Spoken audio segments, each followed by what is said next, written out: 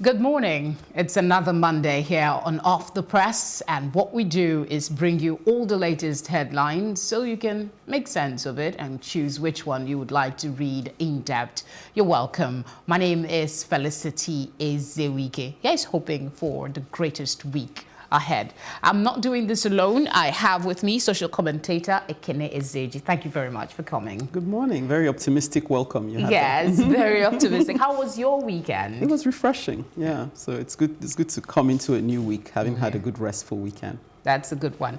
All right, let's. We have a couple of papers. We'll just start with the Vanguard newspaper to see what's on the front. And expectedly, what happened over the weekend, Olakunri's killing.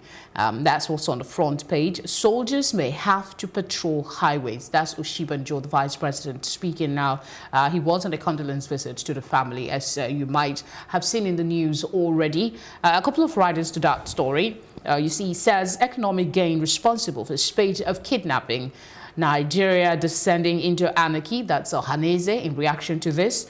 Don't stigmatize herdsmen. That's Tinubu. We also have, as Fasoranti family, Ondo CP disagree on nature of killers. That's been on contention. We did speak with the spokesperson for the Afenifere. He was live here on Plus TV Africa over the weekend, and he insists that it is the nature of the killers is not random. It was a targeted murder. Fish out perpetrators of Olakunri's killing, that Senate telling IGP. That's all on the front page. Let's see. There is a picture here. You might want to. A reception in honor of Afenifere is also on the front page. If you go to the very top of the paper, you will see CBN's new lending policy puts 7 banks under pressure.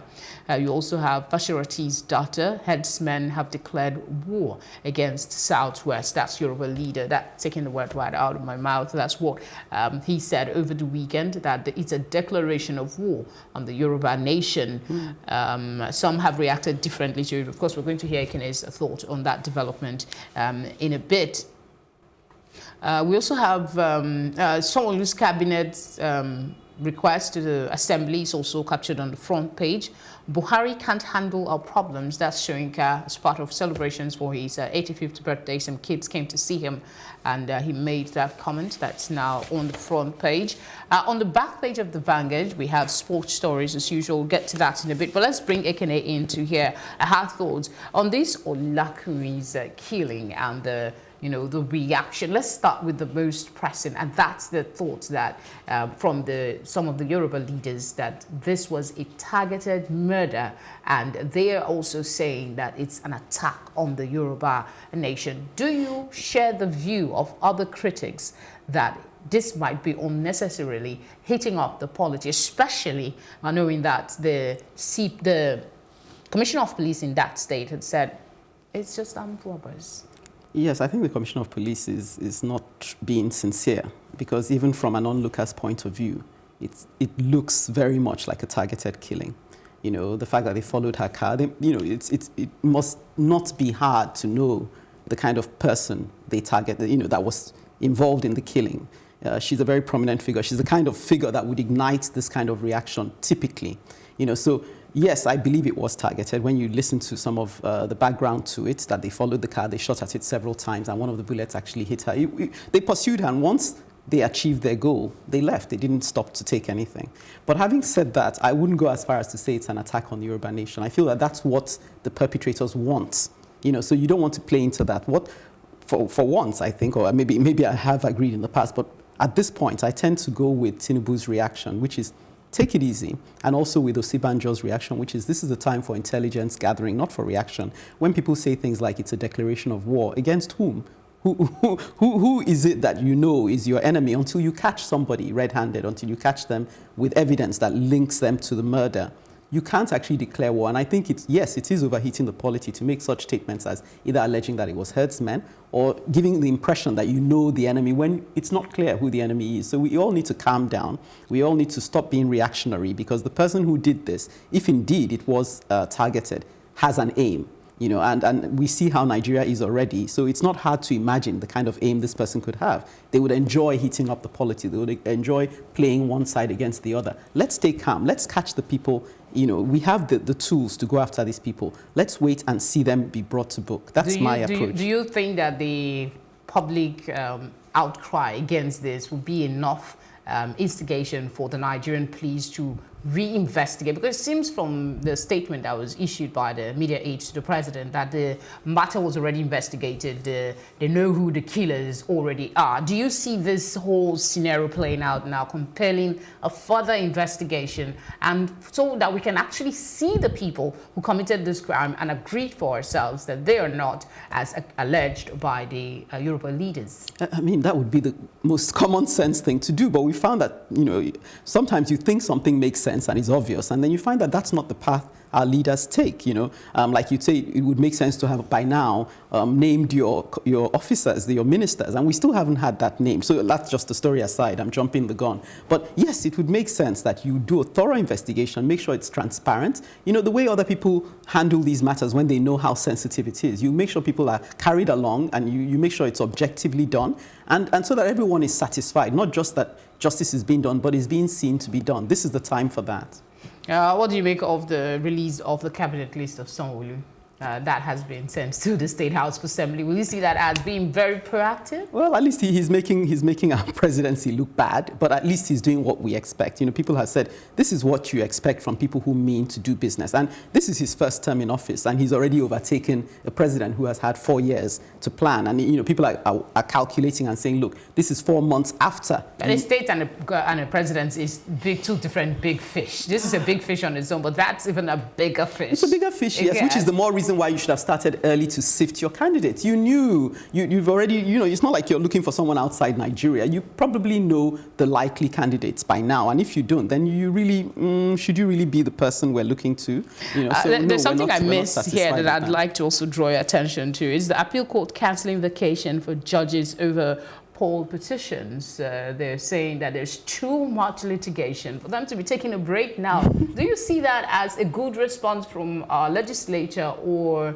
I don't know, what's your reaction to that? It seems to be good, but when you look underneath, I know someone who's running around who is involved in these tribunals, and if you hear the number of witnesses they call for a single case, as many as 150 plus, they're playing politics here. You clearly don't need that many witnesses. I think and when I said to the person who is conducting some of these tribunals, I said, you know, they're trying to wear you down, aren't they? And he was like, yes, they are, but this is why you have to keep your head on the ball. So it's very packed with politics. So we really do need to stay focused and see that justice is done. All right, let's go to the next paper now. We'll look at the Punch. Let's see what the headlines are.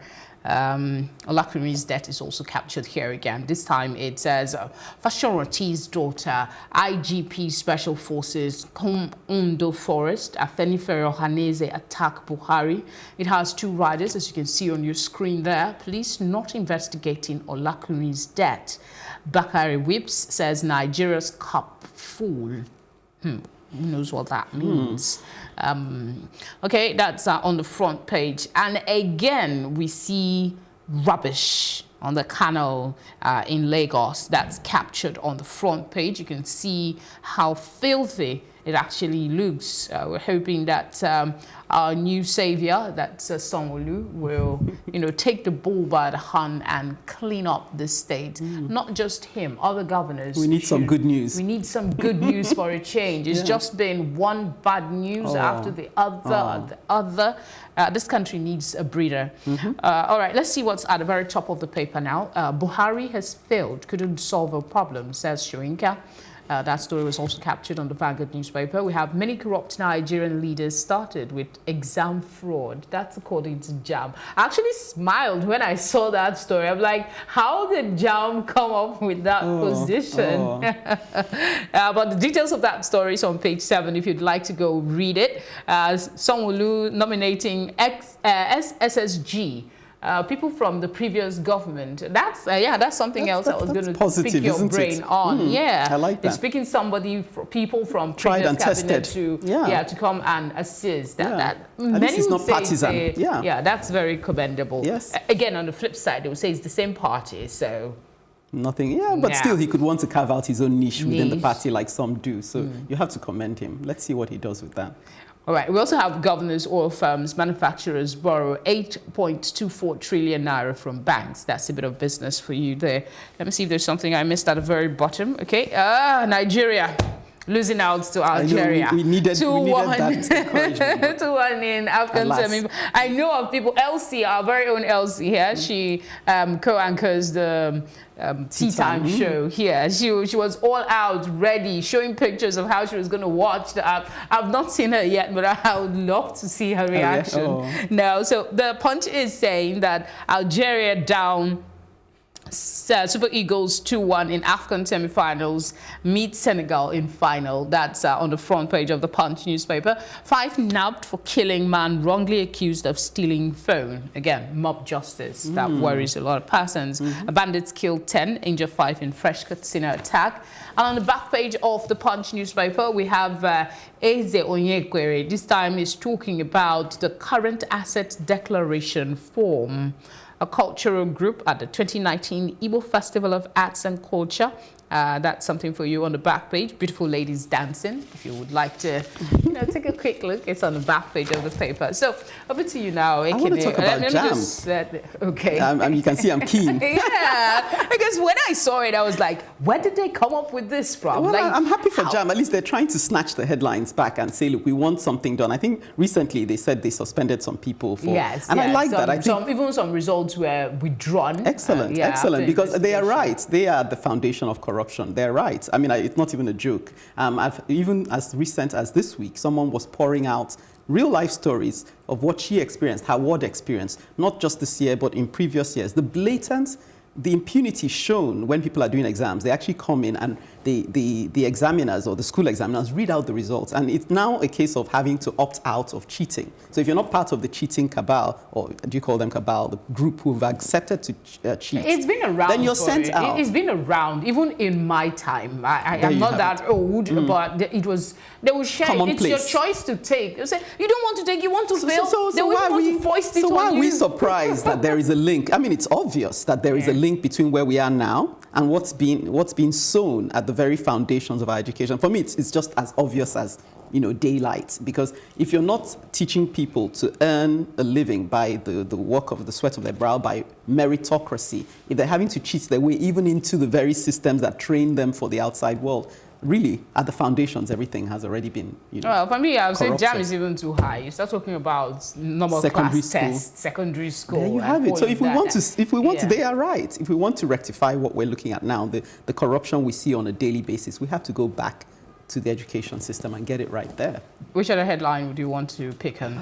Wow. Please remind me. I'm trying to think. This one is the debris situation. This is a picture of the canal in Lagos, and then we also have a man 5 nabbed for killing a man wrongly accused of stealing. Yes, I mean, again, like you said, I just have to echo what you said. We're looking to someone to show us a new way of doing things, and any sign we see of hope, we're optimistic. So Sanwo-Olu is giving us that hope because, like you said, he's picking people who from the previous administration, even though yes, it's the same party, but he's not letting that. Because someone could make it an issue of ego, But he's saying, no, I want to work with, and that's the kind of language we want to see. We want to work with the best hands. That's what we expect our president to do, to select the best hands. Doesn't matter where they come from, so that we can have a sense of renewed optimism. So that's we waited for the best hands last time.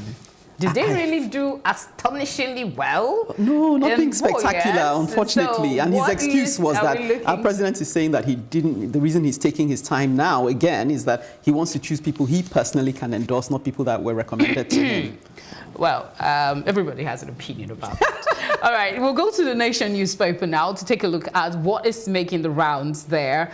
Troops for roads to stop killing, says Oshibanjo. That's the screamer, and then the picture of the Afenifere leader there being condoled by the vice president and Tinubu in his home, with everybody looking somber.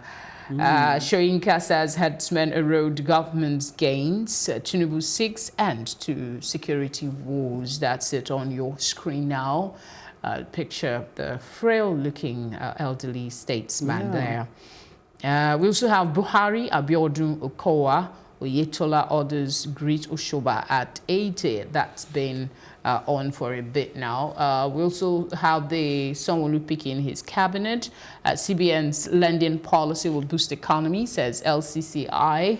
The story about the 10 that were killed by alleged bandits in a fight. We also have Army deploys Yusuf, Adeoshu, BU, others.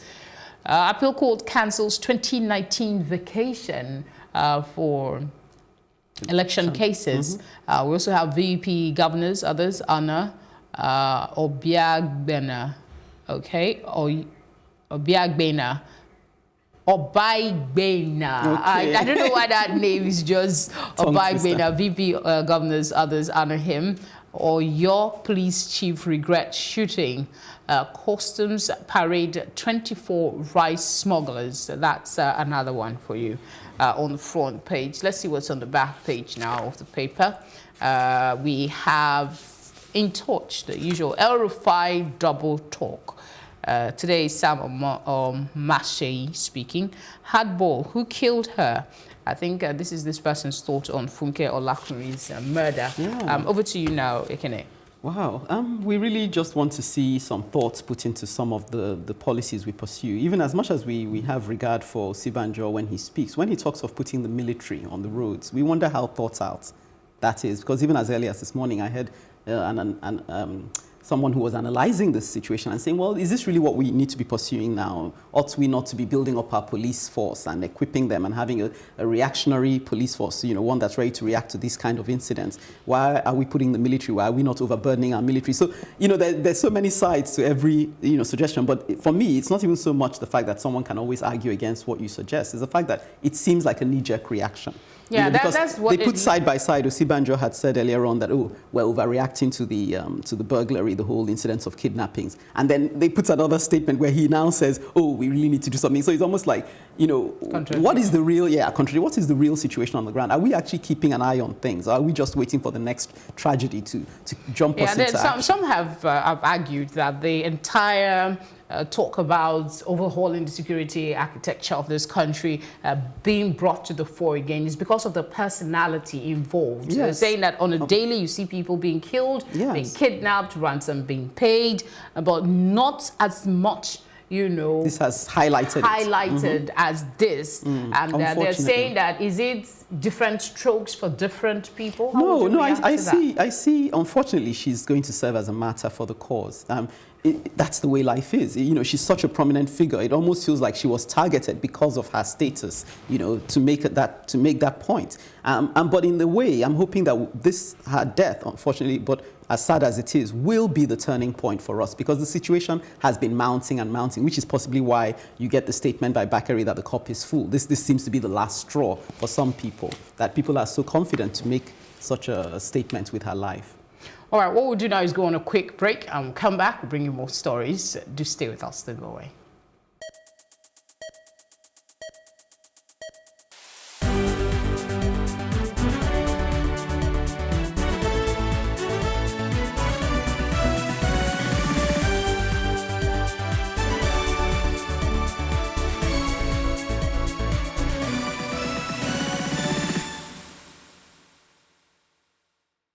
Good to know you're still with us. You're still off the press, and I still have with me Ekene Ezeji talking on the headlines, making the rounds.